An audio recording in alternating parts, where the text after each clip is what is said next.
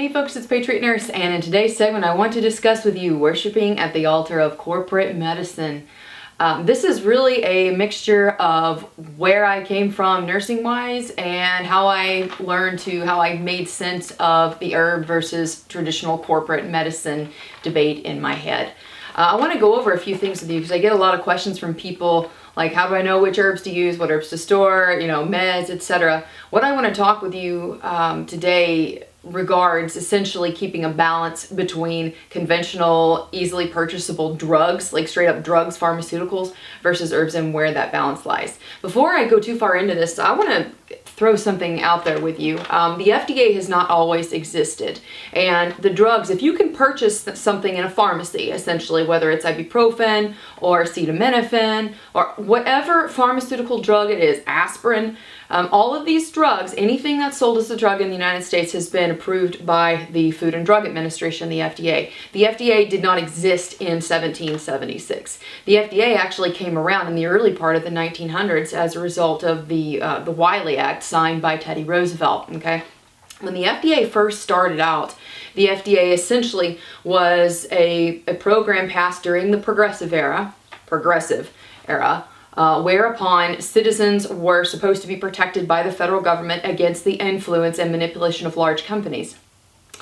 Later on, under FDR, where I would say probably some of the greatest overreaches and federal power abuses happened from a history standpoint, in 1938, FDR expanded the powers of the Food and Drug Administration under the FD&C Act of 1938.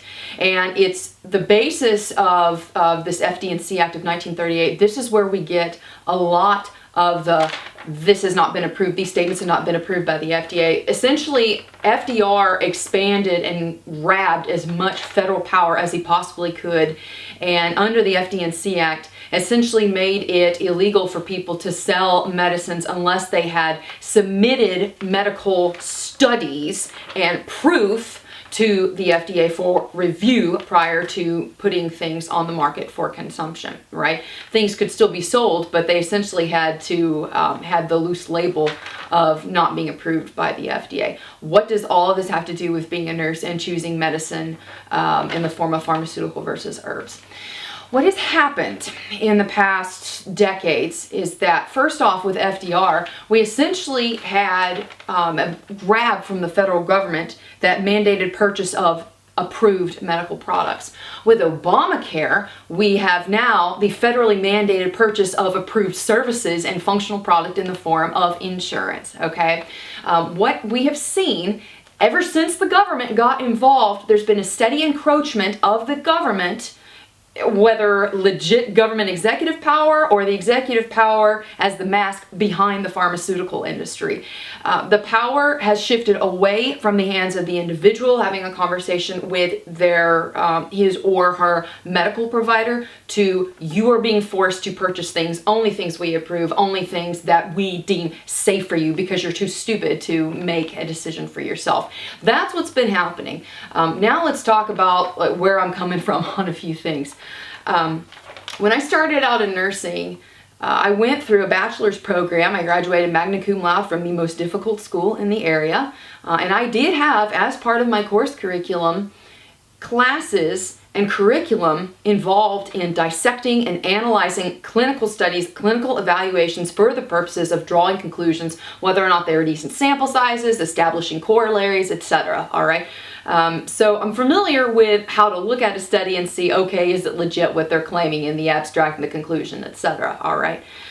What's been happening in the past few years is that as alternative medicine, whether it's herbs, essential oils, natural healthcare practitioners that don't go through the particular approval process that standardized heavily corporate influenced medicine goes through, they're being poo-pooed, they're being maligned, they're essentially being attacked as being illegitimate or snake oil peddlers of many different varieties.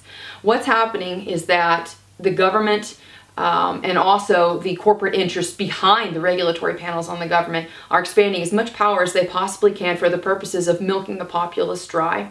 And this is what I saw really from the time that I was in nursing school until I really got fully vested in working as a staff nurse in different areas, I was very troubled by this. And so I started to investigate medicines outside of the pharmaceutical realm. And oh, imagine that. There are different herbs that have been used for thousands of years. Why don't we look at this and trust this instead of these studies, you know, that have definite financial interest behind them? That's one of the things that I hear a lot from people who will say, you know, where are your studies to back up this claim? Where are your studies to back up this claim? Studies are great and scientific data collection is great, but money influences the neutrality of our observations quite a lot. And no one is above saying, if you study this and find this result, then we can give you $100 million in the form of a research grant to keep your area of college afloat, okay? So there's a lot of balance, I think, that needs to be looked at here if we're going to be reasonable people going into the next century. Where does this affect us with preparedness with medicine? I am convinced at this point that returning to the old paths, keeping in mind the innovations of the past 100 years as far as trauma medicine, advancements and understandings of physiology and microbiology, I think there's a balance to be struck here. But what I definitely want to encourage people to do, and this is one of the reasons why I'm very passionate about teaching the classes the way that I do, my classes all around the country, okay? When you own your healthcare, when you own your ability to problem solve, to assess the situation, to formulate a plan for taking care of someone in your home, you are self-sufficient and you don't need to go as often into the corporately influenced medical grid to receive care / power control. I'm sure some folks right now are saying, oh my gosh, Patriot Nurse is completely against the ER. Patriot Nurse is completely against going to see doctors. No, I'm not. However, I think that if we have learned anything about the medical system, the way that it's done in this country, definitely for the past 20 years, we spend an inordinate and definitely excessive amount of money treating things with trips to the ER or very expensive pharmaceutical drugs that quite often have very dubious safety track records. Treating things with people that could have been prevented had we paid attention to things like diet, nutrition, exercise, maintaining a proper intake of certain trace minerals and macronutrients, etc. Okay? The focus, I think, for us in the future needs to be, all right, this is what I need to do to lead a healthy life now. These are herbs I can use to supplement deficiencies that I have. Whether, for instance, I'm more prone to having issues with my lungs, maybe lungwort, maybe pleurisy root would be a good thing for me to incorporate into my nutritional and health regimen, okay? The patient needs to take responsibility for his or her health care. And I would like to put another picture perhaps in your mind here. Medicine is the last vestige of old world religion. I've said this a few times, but it really is. You have a rigid hierarchical structure that cannot be questioned. You have the associated garb with different levels of mastery of certain areas, right? And you have the lowly peons who look upward wanting to be blessed by somebody from on high, okay? That is not what we are here in the United States anymore. We have a literate populace, thank God, although depending on when you go to Walmart at what time of the month, you may or may not agree with that assessment. I'm just kidding. It's a joke, I promise. But really, we have people now who are more able to research things for themselves, to draw conclusions for themselves, and when it comes right down to it, we need to be self-sufficient as human beings and take control and take ownership of our own health care. We take ownership, for instance, for people who carry a gun every day. We take ownership for our own personal defense. I recognize that, God forbid, should I need to preserve and defend my own life or the life of someone with me that I care about, that the police might as well be on Mars when I call them and their response time is 15 minutes away.